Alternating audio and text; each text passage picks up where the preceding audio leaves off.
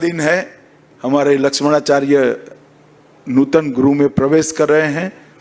आज मैं आसाम की पूरी जनता को नए राजभवन के लोकार्पण पर, गणेश वंदना के ये समय में ही ये लोकार्पण हो रहा है। ये नए राजभवन का प्रवेश आसाम की विकास के आड़े जो भी विघ्न होंगे, विघ्नहर्ता जरूर उसका हरण करेगा। मेरी बहुत बहुत शुभकामनाएं।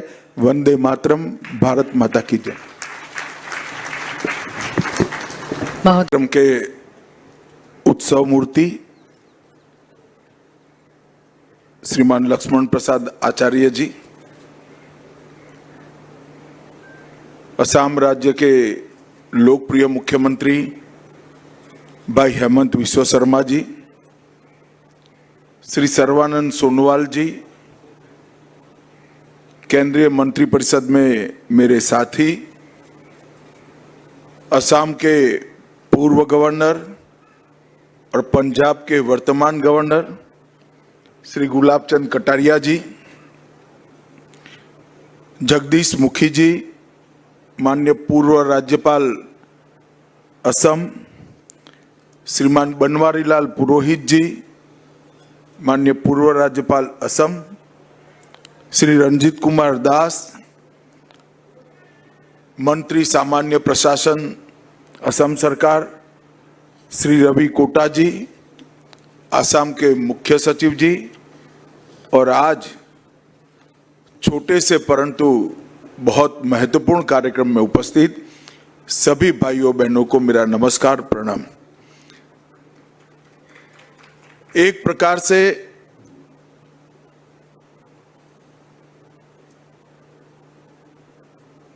विघ्नेश्वर की पूजा के ये उत्सव के दिनों में आज असम राज्यपाल परिसर में ब्रह्मपुत्र विंग, जो आज से कुछ क्षणों बाद ही असम के राज्यपाल का अधिकृत निवास बनेगा, इसका उद्घाटन न केवल राज्यपाल महोदय, मुख्यमंत्री महोदय, पूरे असम की जनता के लिए श्री गणेश के आशीर्वाद के साथ ही शुरू हो रहा है। ये हम सब के लिए बहुत आनंद का विषय है।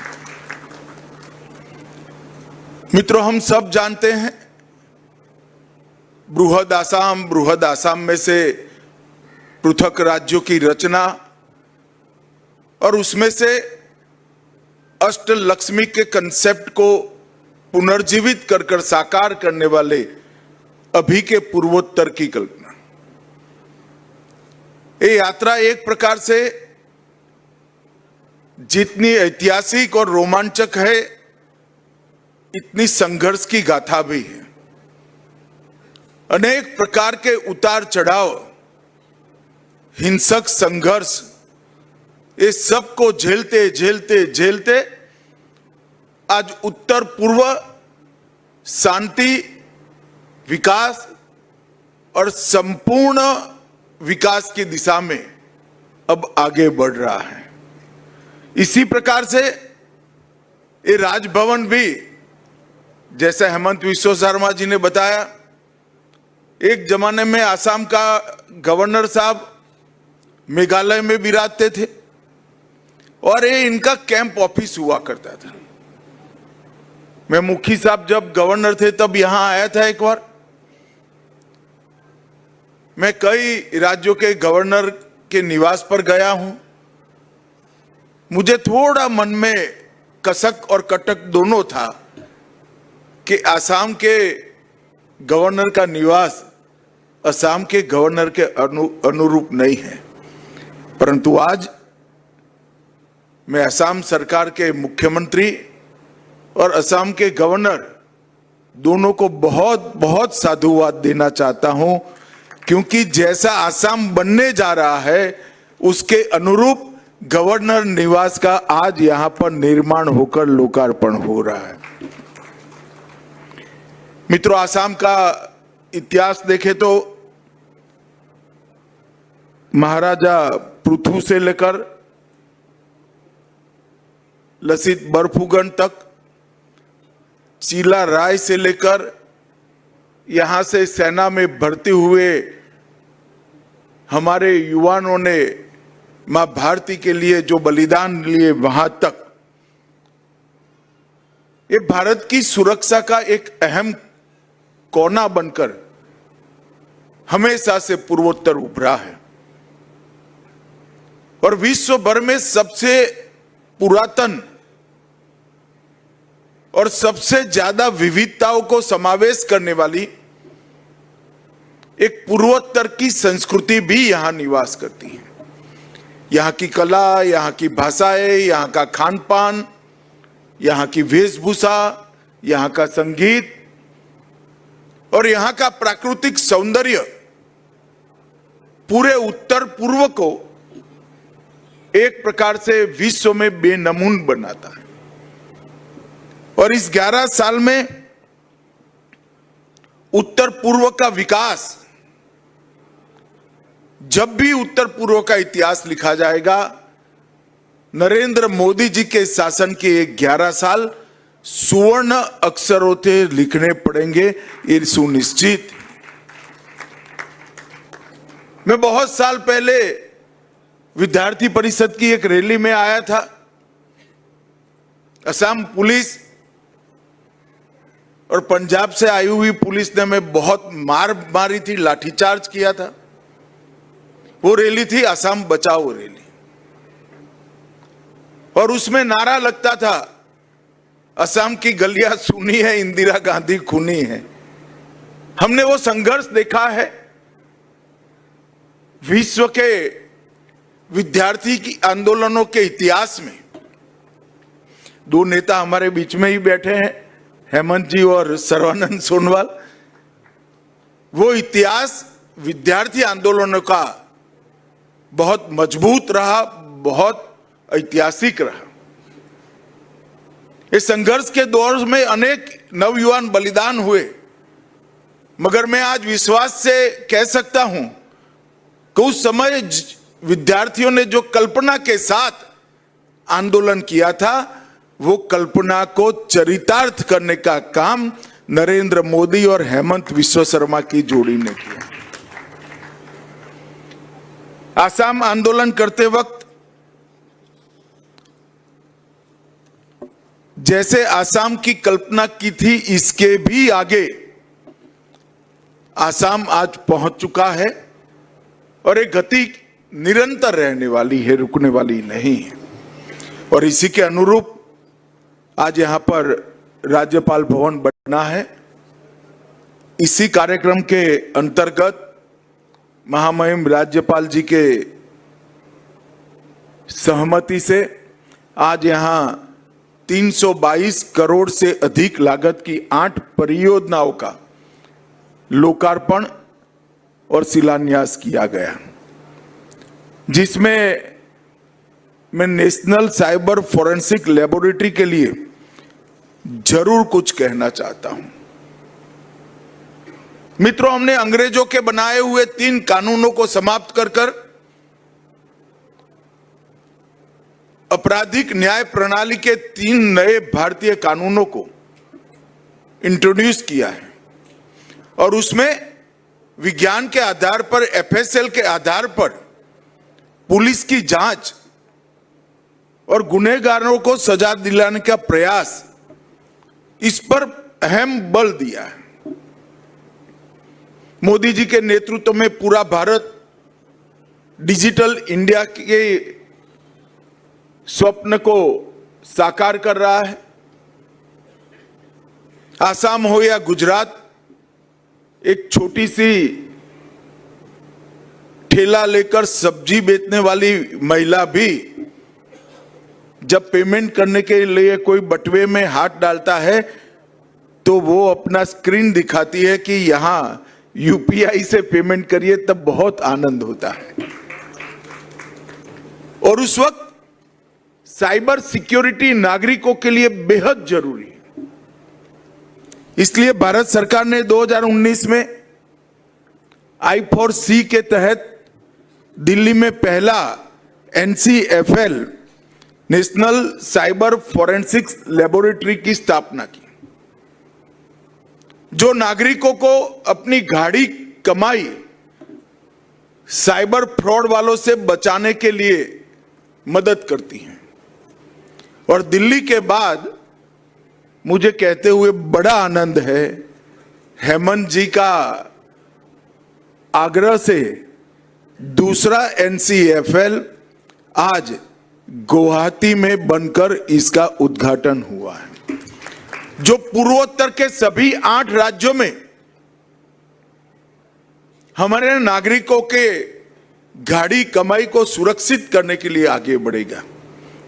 इतना ही नहीं, डार्क वेब का उपयोग कर नारकोटिक्स, हथियारों की तस्करी और भारत की सीमाओं को छिद्र ढूंढकर घुसपैठ करने का जो प्रयास करते हैं, उनको भी देश की सुरक्षा के लिए NCFL सदैव अहरनिश काम करता रहेगा। लसित बरफुकन ट्रेनिंग एकेडमी में 8 राज्यों की पुलिस के नुमाइंदे 24 घंटा NCFL के माध्यम से देश की सीमाओं की सुरक्षा, नारकोटिक्स के खिलाफ लड़ाई, अवैध तस्करी के खिलाफ लड़ाई और इसके साथ साथ नागरिकों की गाढ़ी कमाई को सुरक्षित करने का काम करेंगे।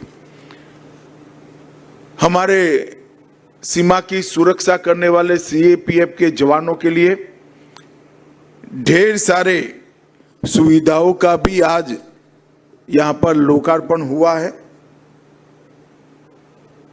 ये NCFL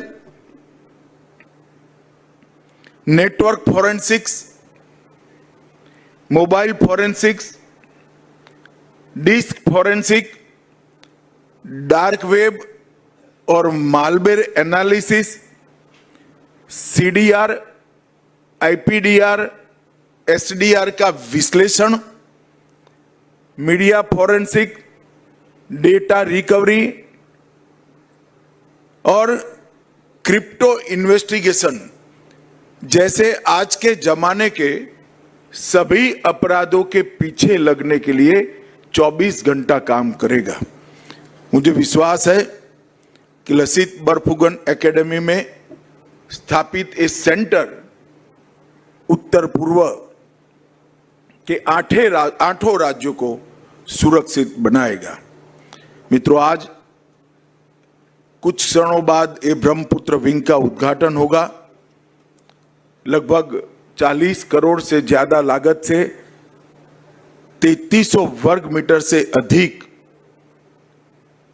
ये राजनिवास के अंदर कई सारी संवैधानिक गतिविधियों को सुचारू रूप से चलाने की सुविधाएं निर्मित की गई हैं। यहां पर विद्यार्थियों, शोधकर्ताओं, कलाकारों और नागरिक उनकी अनुमोदना करने का काम, उनकी विधाओं को एक्नॉलेज करने का भी काम होगा और एक सार्थक संवाद से राज्यपाल महोदय असम सरकार को जन भावनाओं से अवगत भी कराएगा। और ये जो दृश्य यहां से दिखाई पड़ता है, सागर जैसे ब्रह्मपुत्र को देखकर मैं लक्ष्मणाचार्य जी को कहना चाहता हूं, सबसे भव्य और सबसे सुंदर राजभवन आपके भाग्य में आया है, असम के राज्यपाल में आया है। ये जो मनोहर दृश्य है वो सबकी थकान दूर करने वाला, सबकी चिंताओं का शमन करने वाला और जल से हमेशा नया उत्साह का सृजन होता है, उत्साह को बढ़ाने वाला है। मैंने आते आते देखा हेमंत जी काम तो करते हैं पर दिखाने का कोई मौका भी नहीं छोड़ते हैं। गाड़ी में आते आते मुझे दिखा दिया कि 2 किलोमीटर लंबा यहां पर एक बहुत सौंदर्यवान सुंदर कॉरिडोर बना रहे हैं, जो ब्रह्मपुत्र के किनारे पर राजभवन के ठीक सामने पूरे गुवाहाटी के लोगों के लिए अपनी शाम को परिवार के साथ गुजारने का बहुत आकर्षक केंद्र होगा। ये बहुत लंबी यात्रा के बाद यहाँ पर आज एक सुंदर राजनिवास का लोकार्पण हुआ है। मैं फिर से एक बार हेमंत जी को उसको दूरदृष्टि के साथ बनाने के लिए और इसमें रहने वाले पहले राज्यपाल के रूप में लक्ष्मण आचार्य जी को बहुत बहुत शुभकामनाएं और बधाई देना चाहता हूं। मित्रों, 11 साल में मोदी जी ने इस देश के अंदर हर क्षेत्र में आमूलचूल परिवर्तन किया है। देश की बाहरी सुरक्षा हो, देश की आंतरिक सुरक्षा हो, देश के युवाओं को स्टार्टअप के माध्यम से विश्व भर के युवाओं के साथ दो दो हाथ करने का मौका देना हो, दुनिया भर में भारत को उत्पादन का हब बनाना हो, विश्व प्रसिद्ध इंफ्रास्ट्रक्चर का निर्माण करना हो, पूरे देश को 24 घंटा बिजली देने के लिए पर्याप्त बिजली का उत्पादन करना हो, 25 करोड़ गरीबों को गरीबी रेखा से बाहर लाना हो, या 10 साल के अंदर ही देश के 60 करोड़ गरीबों को घर, बिजली, शौचालय, नल से जल, गैस का सिलेंडर, 5 लाख तक का स्वास्थ्य का पूरा खर्चा और प्रति व्यक्ति 5 किलो अनाज प्रति माह देना हो। हर क्षेत्र में मोदी जी ने परिवर्तन लाया है। न केवल नीतियां बनाई, नीतियों को जमीन पर उतारने का काम किया है और उसके कारण देश भर में जो हर क्षेत्र में प्रगति हुई है, दुनिया इसको अचंभित होकर देख रही है और पूरी दुनिया में भारत के साथ साथ हमारे प्रधानमंत्री का भी सम्मान बढ़ा है। 27 देशों ने मोदी जी को अपने सर्वोच्च नागरिक सम्मान से सम्मानित किया है। वो भारत के लिए गौरव का विषय है। और एक ऐसा प्रधानमंत्री जिनको पूरी दुनिया सम्मानित करती हो, मगर भारत की राजनीति में कांग्रेस के नेता राहुल गांधी ने जिस प्रकार से घृणा और तिरस्कार की नकारात्मक राजनीति की शुरुआत की है, उसका निम्न स्तर का एक प्रदर्शन उनकी घुसपैठिया बचाओ यात्रा में देखने को मिला। एक घुसपैठिया बचाओ यात्रा जो उन्होंने बिहार में निकाली है, उसमें राहुल गांधी के स्वागत के मंच पर से नरेंद्र मोदी जी की स्वर्गीय माता जी के लिए अपशब्द बोलकर सबसे घृणित काम कांग्रेस के नेताओं ने किया है। मैं आज इस मंच से राहुल जी ने जिस प्रकार से घृणा की स्तर बगर की राजनीति की शुरुआत की है, उसकी और प्रधानमंत्री नरेंद्र मोदी जी की स्वर्गीय माता जी के लिए जो अपशब्द कहे गए, उसकी मैं हृदय से निंदा करता हूं और मैं पूरे देश की जनता को भी कहना चाहता हूं कि जिस प्रकार की राजनीति, मुद्दा विहीन विरोध की राजनीति, नकारात्मक राजनीति, घृणा की राजनीति श्री राहुल गांधी ने शुरू की है, वो हमारे सार्वजनिक जीवन को ऊंचाई नहीं देगी, गर्त में ले जाएगी। और ये आज से नहीं है। मोदी जी जब से मुख्यमंत्री बने तब से सोनिया जी, राहुल जी, मणिशंकर अय्यर, दिग्विजय सिंह, जयराम रमेश, रेणुका चौधरी, हर कांग्रेस नेता ने मोदी जी के लिए अपशब्द कहे।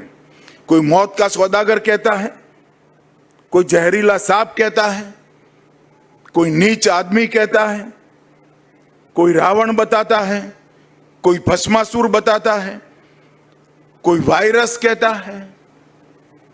कांग्रेस के नेता क्या समझते हैं? इस प्रकार की भाषा का प्रयोग कर कर आपको जनादेश प्राप्त होगा क्या? मैं आज कांग्रेस के नेताओं को कहना चाहता हूं, जितनी ज्यादा गालियां मोदी जी को आप दोगे, कमल का फूल इतना ही बड़ा होकर खिलकर आसमान तक पहुंचेगा।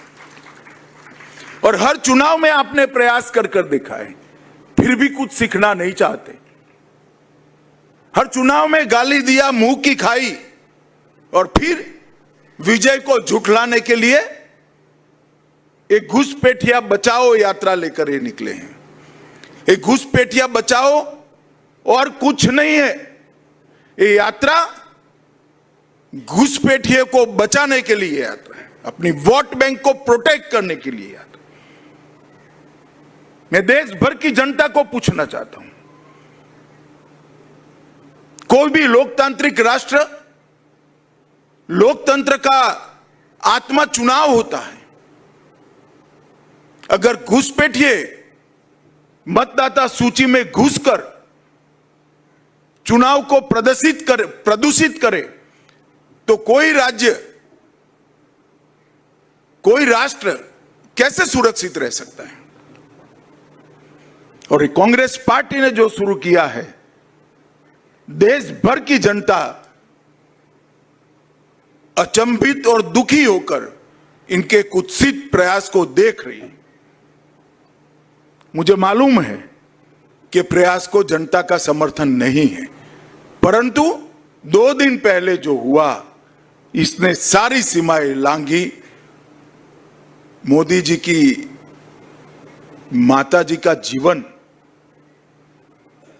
एक गरीब घर में अपने सभी संतानों को संस्कारित कर कर ऐसे स्तर पर पहुंचा जाए कि बेटा विश्व का नेता बने, ऐसे जीवन को अपशब्दों से बोलना,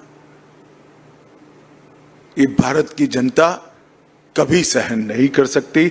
और इससे ज्यादा राजनीति में सार्वजनिक जीवन का कोई पतन नहीं हो सकता। मैं फिर से एक बार कांग्रेस के कुत्सित प्रयासों की घोर निंदा करता हूं, और मैं आग्रह भी करना चाहूंगा राहुल गांधी जी के कि जरा भी शर्म बची है तो मोदी जी की, उनकी स्वर्गीय माता जी की और देश की जनता की जरूर माफी मांगे आप। खैर, ईश्वर सबको सद्बुद्धि दे। आज अच्छा दिन है, हमारे लक्ष्मणाचार्य नूतन गृह में प्रवेश कर रहे हैं। आज मैं आसाम की पूरी जनता को नए राजभवन के लोकार्पण पर, गणेश वंदना के इस समय में ही ये लोकार्पण हो रहा है। ये नए राजभवन का प्रवेश आसाम की विकास के आड़े जो भी विघ्न होंगे, विघ्नहर्ता जरूर उसका हरण करेगा। मेरी बहुत बहुत शुभकामनाएं। वंदे मातरम। भारत माता की जय। कार्यक्रम के उत्सव मूर्ति श्रीमान लक्ष्मण प्रसाद आचार्य जी, असम राज्य के लोकप्रिय मुख्यमंत्री भाई हेमंत विश्व शर्मा जी, श्री सर्वानंद सोनोवाल जी, केंद्रीय मंत्रिपरिषद में मेरे साथी, असम के पूर्व गवर्नर और पंजाब के वर्तमान गवर्नर श्री गुलाब चंद कटारिया जी, जगदीश मुखी जी, माननीय पूर्व राज्यपाल असम श्रीमान बनवारीलाल पुरोहित जी, माननीय पूर्व राज्यपाल असम श्री रंजीत कुमार दास, मंत्री सामान्य प्रशासन असम सरकार श्री रवि कोटा जी, असम के मुख्य सचिव जी, और आज छोटे से परंतु बहुत महत्वपूर्ण कार्यक्रम में उपस्थित सभी भाइयों बहनों को मेरा नमस्कार, प्रणाम। एक प्रकार से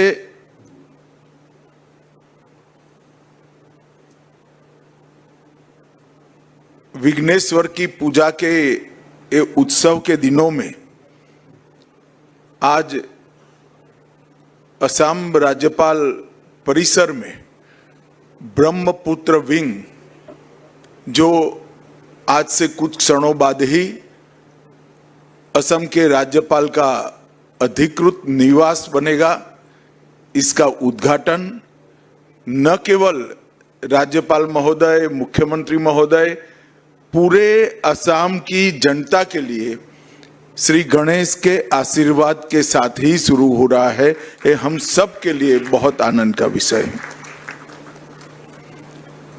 मित्रों, हम सब जानते हैं बृहद आसाम में से पृथक राज्यों की रचना और उसमें से अष्टलक्ष्मी के कंसेप्ट को पुनर्जीवित कर साकार करने वाले अभी के पूर्वोत्तर की कल्पना।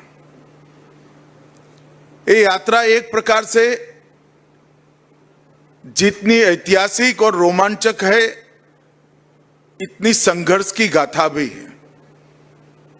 अनेक प्रकार के उतार चढ़ाव, हिंसक संघर्ष, ये सब को झेलते झेलते झेलते आज उत्तर पूर्व शांति, विकास और संपूर्ण विकास की दिशा में अब आगे बढ़ रहा है।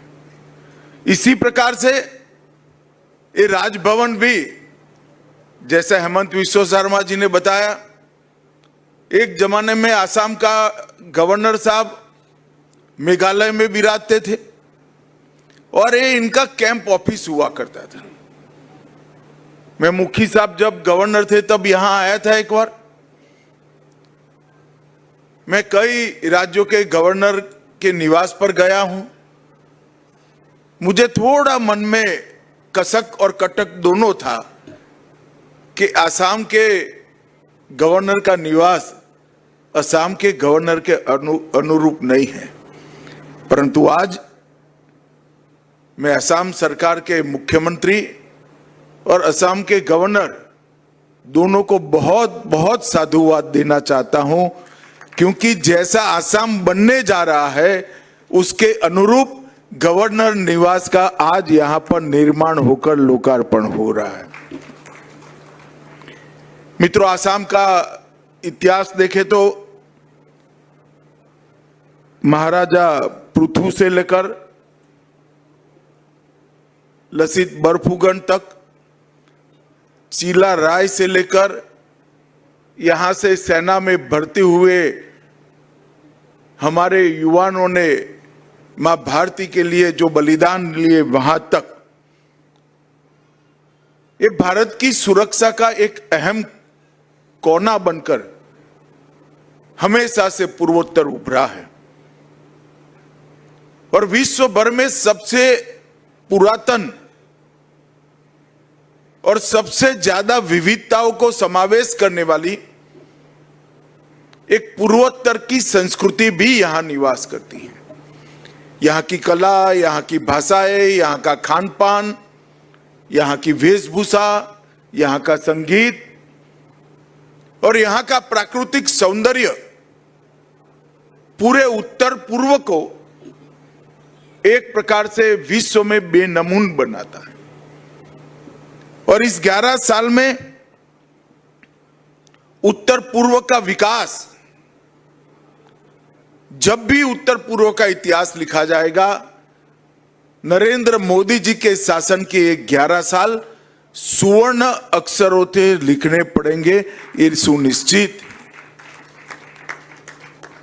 मैं बहुत साल पहले विद्यार्थी परिषद की एक रैली में आया था। असम पुलिस और पंजाब से आई हुई पुलिस ने हमें बहुत मार मारी थी, लाठीचार्ज किया था। वो रैली थी असम बचाओ रैली और उसमें नारा लगता था असम की गलियां सुनी है, इंदिरा गांधी खूनी है। हमने वो संघर्ष देखा है विश्व के विद्यार्थी की आंदोलनों के इतिहास में। दो नेता हमारे बीच में ही बैठे हैं, हेमंत जी और सर्बानंद सोनोवाल। वो इतिहास विद्यार्थी आंदोलनों का बहुत मजबूत रहा, बहुत ऐतिहासिक रहा। इस संघर्ष के दौर में अनेक नवयुवान बलिदान हुए, मगर मैं आज विश्वास से कह सकता हूं कि उस समय विद्यार्थियों ने जो कल्पना के साथ आंदोलन किया था, वो कल्पना को चरितार्थ करने का काम नरेंद्र मोदी और हेमंत विश्व शर्मा की जोड़ी ने किया। आसाम आंदोलन करते वक्त जैसे आसाम की कल्पना की थी, इसके भी आगे आसाम आज पहुंच चुका है और एक गति निरंतर रहने वाली है, रुकने वाली नहीं है। और इसी के अनुरूप आज यहां पर राज्यपाल भवन बना है। इसी कार्यक्रम के अंतर्गत महामहिम राज्यपाल जी के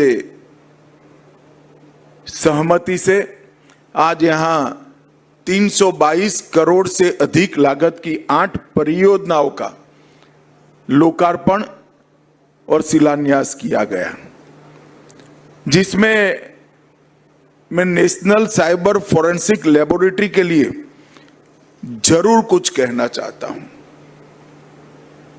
मित्रों, हमने अंग्रेजों के बनाए हुए 3 कानूनों को समाप्त कर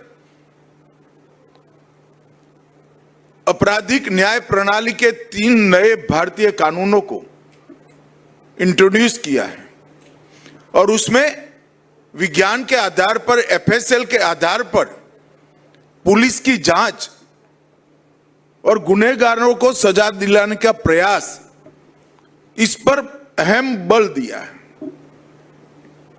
मोदी जी के नेतृत्व में पूरा भारत डिजिटल इंडिया के स्वप्न को साकार कर रहा है। आसाम हो या गुजरात, एक छोटी सी ठेला लेकर सब्जी बेचने वाली महिला भी जब पेमेंट करने के लिए कोई बटुए में हाथ डालता है तो वो अपना स्क्रीन दिखाती है कि यहां यूपीआई से पेमेंट करिए, तब बहुत आनंद होता है। और उस वक्त साइबर सिक्योरिटी नागरिकों के लिए बेहद जरूरी है। इसलिए भारत सरकार ने 2019 में I4C के तहत दिल्ली में पहला NCFL national cyber forensics laboratory की स्थापना की, जो नागरिकों को अपनी गाढ़ी कमाई साइबर फ्रॉड वालों से बचाने के लिए मदद करती है। और दिल्ली के बाद मुझे कहते हुए बड़ा आनंद है, हेमंत जी का आग्रह से दूसरा NCFL आज गुवाहाटी में बनकर इसका उद्घाटन हुआ है, जो पूर्वोत्तर के सभी 8 राज्यों में हमारे नागरिकों के गाढ़ी कमाई को सुरक्षित करने के लिए आगे बढ़ेगा। इतना ही नहीं, डार्क वेब का उपयोग कर नारकोटिक्स, हथियारों की तस्करी और भारत की सीमाओं को छिद्र ढूंढकर घुसपैठ करने का जो प्रयास करते हैं, उनको भी देश की सुरक्षा के लिए NCFL सदैव अहरनिश काम करता रहेगा। लसित बरफुकन ट्रेनिंग एकेडमी में 8 राज्यों की पुलिस के नुमाइंदे 24 घंटा NCFL के माध्यम से देश की सीमाओं की सुरक्षा, नारकोटिक्स के खिलाफ लड़ाई, अवैध तस्करी के खिलाफ लड़ाई और इसके साथ साथ नागरिकों की गाढ़ी कमाई को सुरक्षित करने का काम करेंगे। हमारे सीमा की सुरक्षा करने वाले सीएपीएफ के जवानों के लिए ढेर सारे सुविधाओं का भी आज यहां पर लोकार्पण हुआ है। ये NCFL network forensics, mobile forensics, disk forensic, dark web और malware analysis, CDR, IPDR, SDR का विश्लेषण, मीडिया फॉरेंसिक, डेटा रिकवरी और क्रिप्टो इन्वेस्टिगेशन जैसे आज के जमाने के सभी अपराधों के पीछे लगने के लिए 24 घंटा काम करेगा। मुझे विश्वास है कि लसित बरफुकन एकेडमी में स्थापित इस सेंटर उत्तर पूर्व के आठों राज्यों को सुरक्षित बनाएगा। मित्रों, आज कुछ क्षणों बाद ये ब्रह्मपुत्र विंग का उद्घाटन होगा। लगभग 40 करोड़ से ज्यादा लागत से 3300 वर्ग मीटर से अधिक ये राजनिवास के अंदर कई सारी संवैधानिक गतिविधियों को सुचारू रूप से चलाने की सुविधाएं निर्मित की गई हैं। यहां पर विद्यार्थियों, शोधकर्ताओं, कलाकारों और नागरिक उनकी अनुमोदना करने का काम, उनकी विधाओं को एक्नॉलेज करने का भी काम होगा और एक सार्थक संवाद से राज्यपाल महोदय असम सरकार को जन भावनाओं से अवगत भी कराएगा। और ये जो दृश्य यहां से दिखाई पड़ता है, सागर जैसे ब्रह्मपुत्र को देखकर मैं लक्ष्मणाचार्य जी को कहना चाहता हूं, सबसे भव्य और सबसे सुंदर राजभवन आपके भाग्य में आया है, असम के राज्यपाल में आया है। ये जो मनोहर दृश्य है वो सबकी थकान दूर करने वाला, सबकी चिंताओं का शमन करने वाला और जल से हमेशा नया उत्साह का सृजन होता है, उत्साह को बढ़ाने वाला है। मैंने आते आते देखा हेमंत जी काम तो करते हैं पर दिखाने का कोई मौका भी नहीं छोड़ते हैं। गाड़ी में आते आते मुझे दिखा दिया कि 2 किलोमीटर लंबा यहां पर एक बहुत सौंदर्यवान सुंदर कॉरिडोर बना रहे हैं, जो ब्रह्मपुत्र के किनारे पर राजभवन के ठीक सामने पूरे गुवाहाटी के लोगों के लिए अपनी शाम को परिवार के साथ गुजारने का बहुत आकर्षक केंद्र होगा। ये बहुत लंबी यात्रा के बाद यहां पर आज एक सुंदर राजनिवास का लोकार्पण हुआ है। मैं फिर से एक बार हेमंत जी को उसको दूरदृष्टि के साथ बनाने के लिए और इसमें रहने वाले पहले राज्यपाल के रूप में लक्ष्मणाचार्य जी को बहुत बहुत शुभकामनाएं और बधाई देना चाहता हूं। मित्रों, 11 साल में मोदी जी ने इस देश के अंदर हर क्षेत्र में आमूलचूल परिवर्तन किया है। देश की बाहरी सुरक्षा हो, देश की आंतरिक सुरक्षा हो, देश के युवाओं को स्टार्टअप के माध्यम से विश्व भर के युवाओं के साथ दो हाथ करने का मौका देना हो, दुनिया भर में भारत को उत्पादन का हब बनाना हो,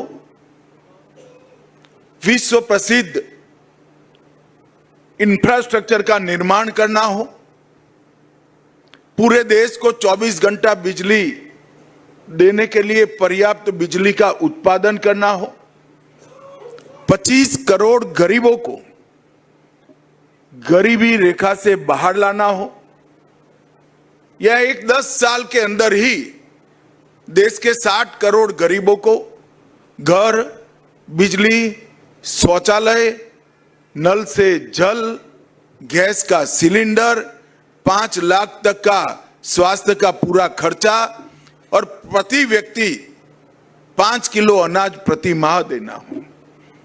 हर क्षेत्र में मोदी जी ने परिवर्तन लाया है। न केवल नीतियां बनाई, नीतियों को जमीन पर उतारने का काम किया है और उसके कारण देश भर में जो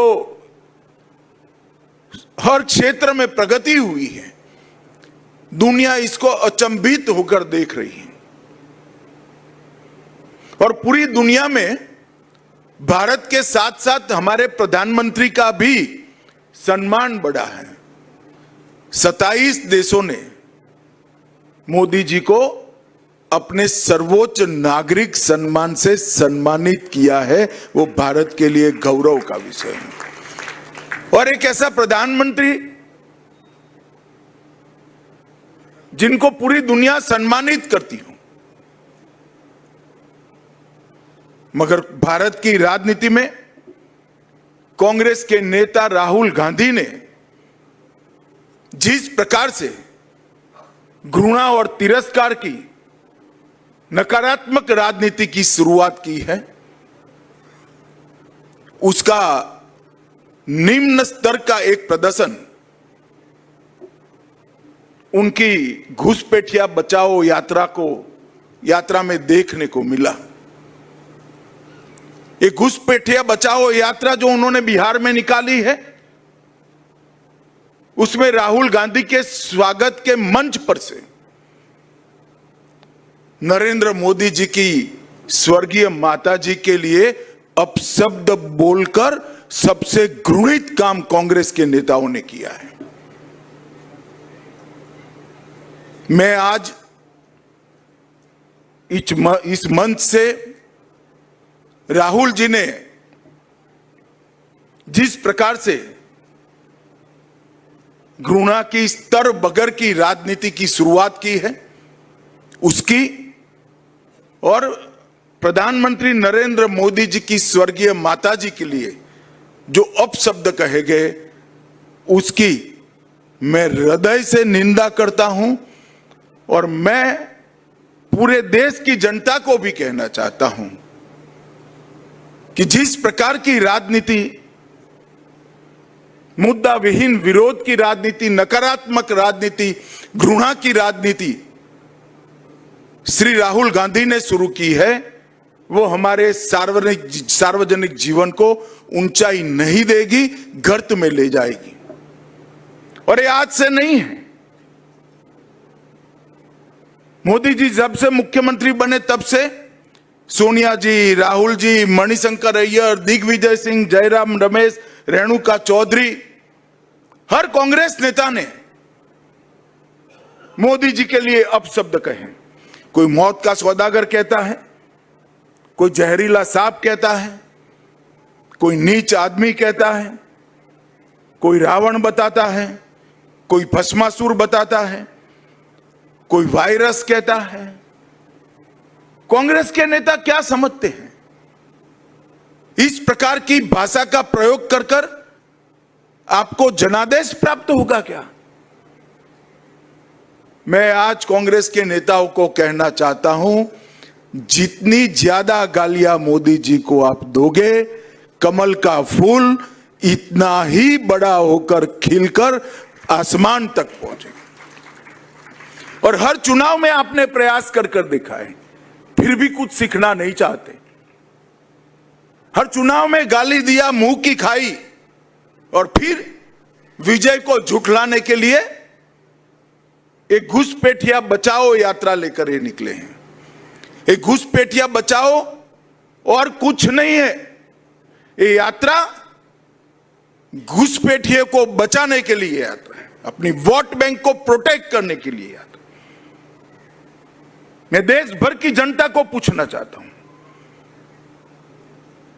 कोई भी लोकतांत्रिक राष्ट्र, लोकतंत्र का आत्मा चुनाव होता है। अगर घुसपैठिए मतदाता सूची में घुसकर चुनाव को प्रदूषित करे तो कोई राज्य, कोई राष्ट्र कैसे सुरक्षित रह सकता है? और ये कांग्रेस पार्टी ने जो शुरू किया है, देश भर की जनता अचंभित और दुखी होकर इनके कुत्सित प्रयास को देख रही है। मुझे मालूम है कि प्रयास को जनता का समर्थन नहीं है, परंतु 2 दिन पहले जो हुआ, इसने सारी सीमाएं लांघी। मोदी जी की माता जी का जीवन, एक गरीब घर में अपने सभी संतानों को संस्कारित कर कर ऐसे स्तर पर पहुंचा जाए कि बेटा विश्व का नेता बने, ऐसे जीवन को अपशब्दों से बोलना, ये भारत की जनता कभी सहन नहीं कर सकती। और इससे ज्यादा राजनीति में सार्वजनिक जीवन का कोई पतन नहीं हो सकता। मैं फिर से एक बार कांग्रेस के कुत्सित प्रयासों की घोर निंदा करता हूं और मैं आग्रह भी करना चाहूंगा राहुल गांधी जी के कि जरा भी शर्म बची है तो मोदी जी की, उनकी स्वर्गीय माता जी की और देश की जनता की जरूर माफी मांगे आप। खैर, ईश्वर सबको सद्बुद्धि दे। आज अच्छा दिन है, हमारे लक्ष्मणाचार्य नूतन गृह में प्रवेश कर रहे हैं। आज मैं आसाम की पूरी जनता को नए राजभवन के लोकार्पण पर गणेश वंदना के इस समय में ही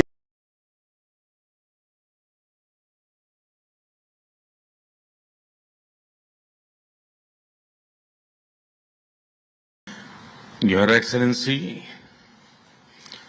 प्रधानमंत्री इशिबा जी, भारत और जापान के बिजनेस लीडर्स, देवी और सज्जनों, नमस्कार, कोनिचिवा। मैं आज